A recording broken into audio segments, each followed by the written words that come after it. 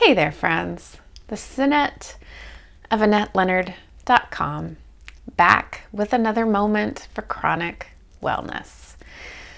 All right, so I am continuing my conversation about Sjogren's syndrome, and I'm going to talk about dry mouth. And, that sounds like a nuisance.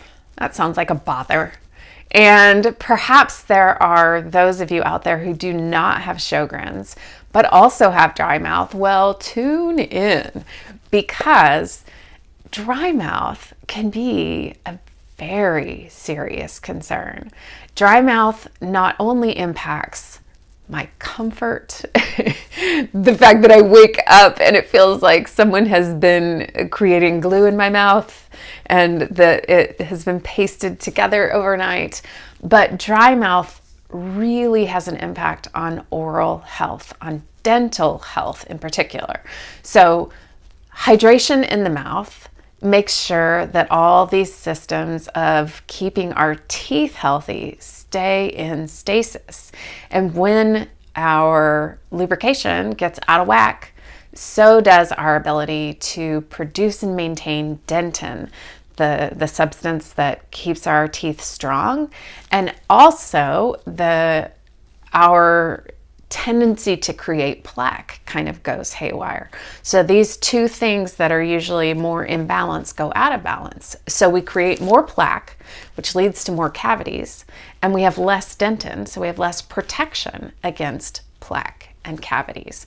And cavities, but no, cavities. So this leads to things like problems with our gums and gingivitis. This leads to greater need for more serious intervention like root canals or having teeth pulled or serious infection. And when I say serious infection, folks, because our teeth are so near our brains and are so tapped into our bloodstream, oral infections can be such a serious cause of brain infection and such a serious cause of people getting sepsis or getting infections in their bloodstream. And so it is no joke trying to maintain these teeth with dry mouth, and is of critical importance. So what do? I'm going to introduce you to some products in the next few days that I use, and I bet you have some too. So I, of course, would like to know about what you're using. The first thing I'm going to tell you about is a prescription product. It was given to me by my rheumatologist, and it's called Aquaral, AQUORAL.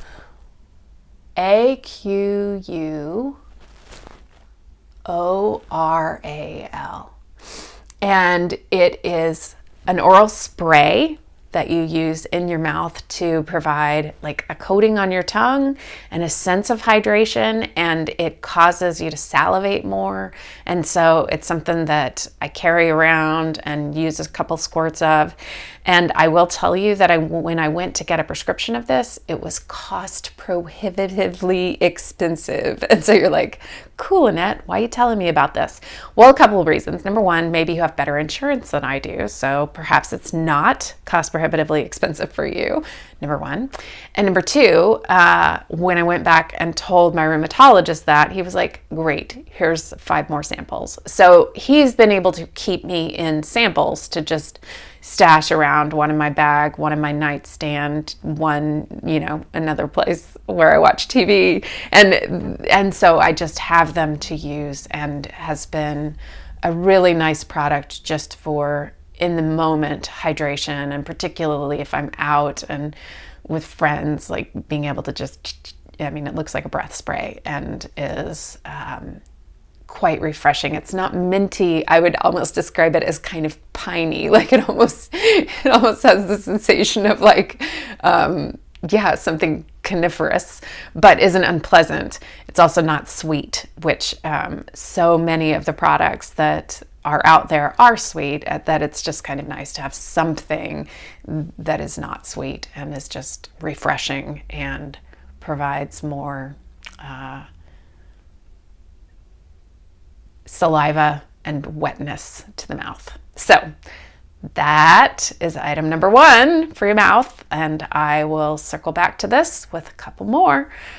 If you have questions or thoughts or ideas, please share them, and I will share them broadly. So thank you for being here, and for all you Sjogren sisters and brothers out there, and those of you who don't, but also maybe have dry mouth issues. Thanks for tuning in, and until we're together again, be well.